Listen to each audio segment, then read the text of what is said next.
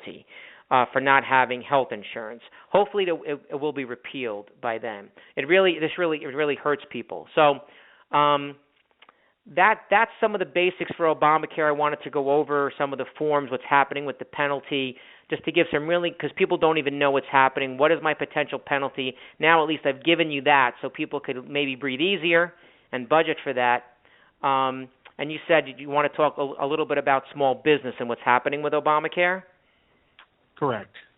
Right. So, of course, we know with a certain amount of employees, if you have a certain amount of employees, you have to provide coverage or you get a penalty for full-time people.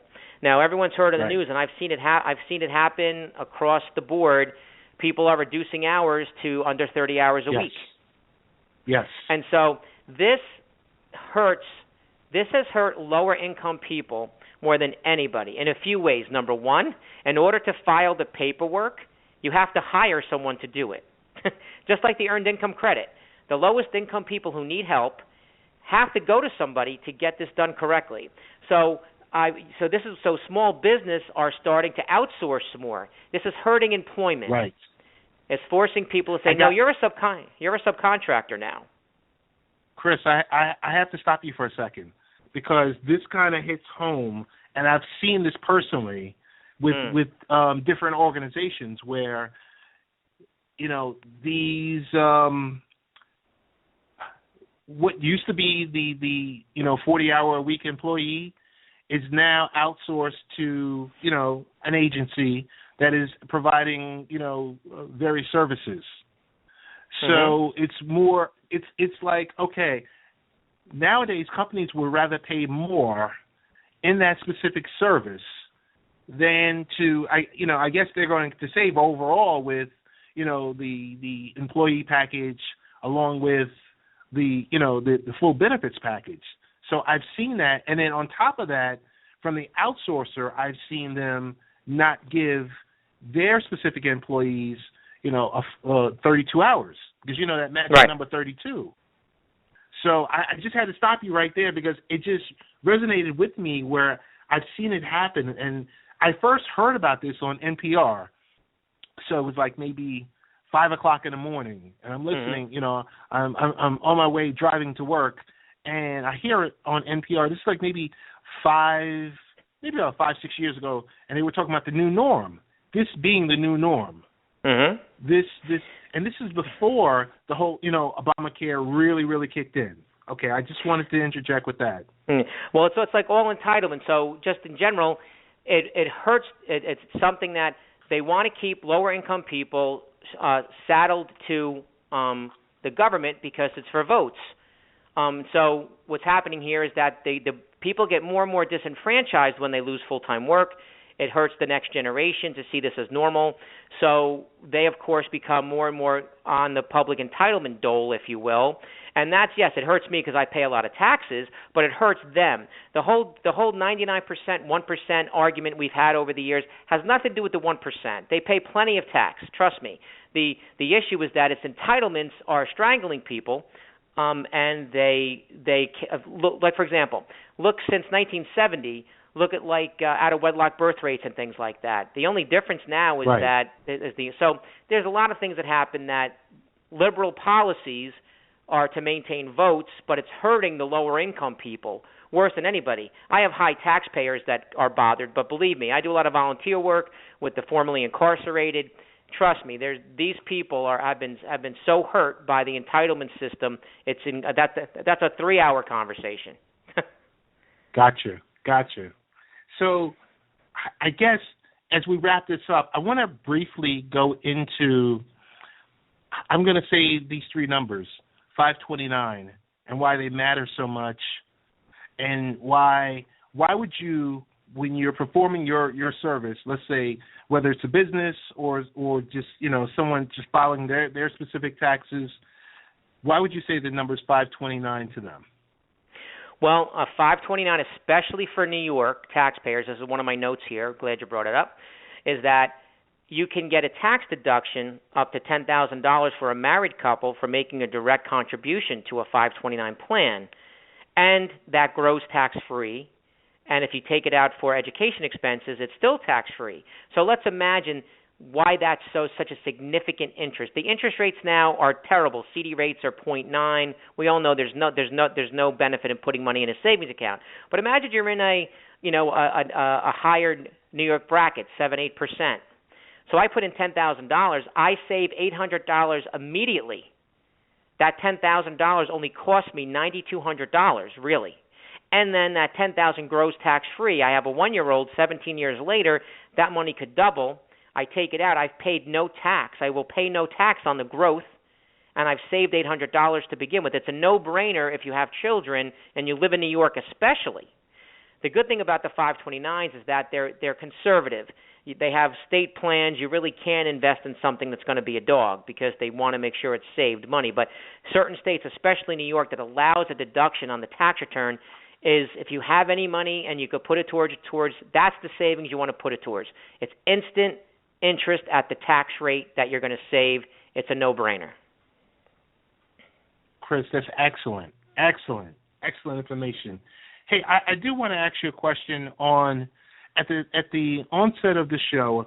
I mentioned this tax season is likely to be the worst in years for the IRS and potentially for the taxpayers. You've kind of outlined some of that. I mean, I don't know if I'm a little bit, if I'm more scared now after this call, or I mean, I know I'm really more educated on this issue, and I'm hoping that other folks are educated and they see a benefit to having a preparer, having a CPA, to work with them hand in hand as a partner. And so the sad part is that a lot of taxpayers should not need someone like me. It would be great if there was a flat tax. Let me just do my business work and consulting and making sure the business income and expenses are right. So this is a shame that it's so complex. Trust me. But yes, you have to consider. This is what's interesting. People care more about hitting their shin and getting it looked at than their taxes, which is the main part of their financial life, which is then exposed to the major, largest financial regulatory firm in the world, the IRS.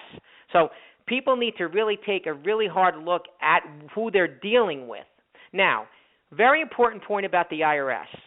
They are not a sharpshooter waiting around the corner. They don't have advanced computers with everything. Absolutely not. The problem with the IRS is they are more like a sleepwalking giant in a village of little people.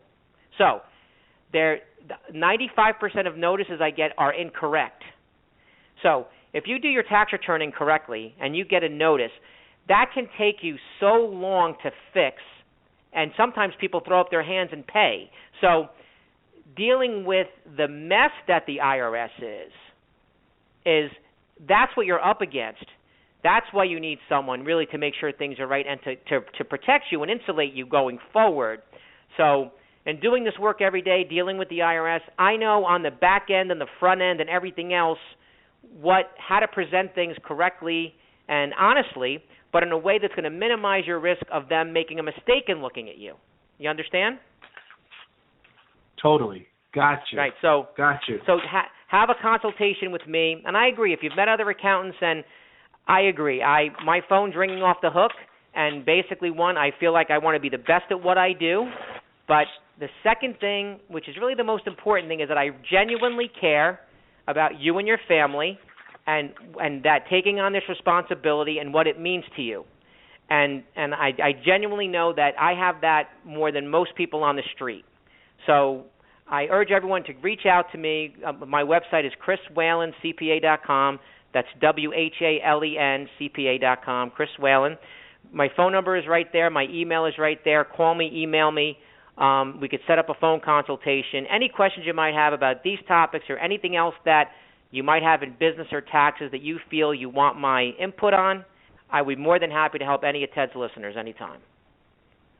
Chris, we're going to take a quick break, and we're going to switch gears, okay? We're going to take a quick 25-second break. You got it.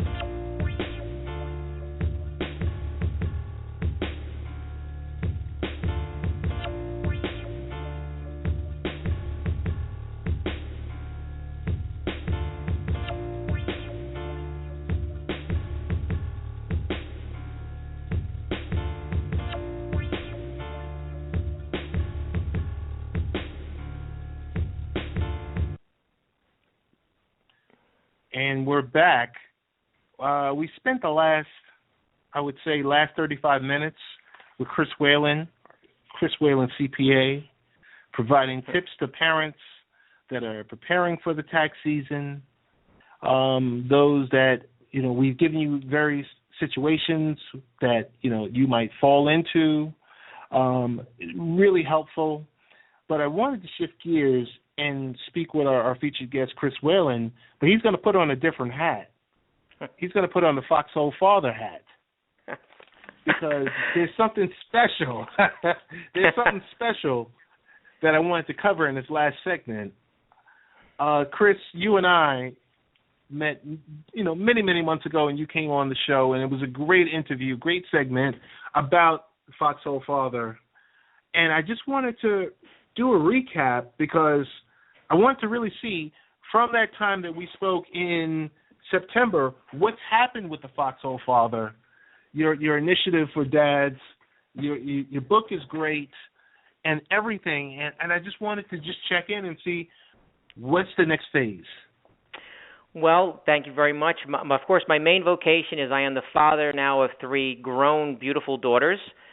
Last September or October 1st, I put out a book, Foxhole Father, The Field Guide for Fathers. It's available on Amazon. And basically, in a nutshell, it tries to teach fathers or men how to be the masculine, non-judgmental sanctuary for their children. And that's what the book is about. And since then, I've done some marketing, some book signings. I've done, which has really been fantastic. I had a really good sales level over Christmas time from in the country and around the world. I've been working with local fathering groups and national fathering groups. I'm going to be working on speaking at some conventions this summer coming up in the fall as a keynote speaker around the country. I've been all over New Jersey and New York speaking. I'm invited to speak at some symposiums on parenting. Again, going to speak different organizations, different groups, parenting groups, a lot of PTA groups. I have a very special presentation I do for PTAs that I've done for a long time, and so that's something I come and do for free at a PTA in New York and New Jersey, so feel free to reach out to me for that. And it's just very heartening. One of the best things I've found is my book is geared towards men, and I found that women are buying the book and giving it to their spouse or significant other, and they're reading it. And a lot of women have written to me, many have written to me, said, they want their husband to be this way. So I'm very heartened. It's a very positive book. It's a direct book, and it's really meant for men, single fathers, or men who are married or in committed relationships, to read from a man's perspective of, I've had custody of my kids, shared custody since 1997, at least half the time. I've had all the weekend days really since then, so I know what it's like to be in the trenches having to make decisions as just a guy trying to do my best. I'm out here with a business, and suddenly I was thrust into a world where I had to really do the work domestically and make decisions and really guide these children on the days that I had them. And that I didn't have the confidence for that. So this book really gives you a lot of scenarios, a lot of topics. With my direct advice, as if you're sitting across the desk from me, just like we talked about our taxes. It is a direct. It's not fluffy. It's man to man, bullet pointed. So please go on to Amazon's Foxhole Father, Field Guide for Fathers. Please go on and take a look at it. If you have a father, if you are a father, please go on and to take a look at it. It's really a very positive thing. There's a lot of good reviews on there right now. That's great. It is a great book. You are a wonderful person. I do want to mention one thing, and the one thing here is, of all the public speaking that you do, tell us something about there's a potential for a future podcast? Yes, definitely. I'm working on a podcast right now, right after tax season. Actually, 2 different things. Number one, for single dads especially, let's say you're a dad, you have your kids every other weekend. One of the things I was up against, I get my kids Friday after school, and I'm going to have them till Monday morning. What can I do with them? How do I keep them occupied? How do I, sometimes on a limited budget, do educational things around the house?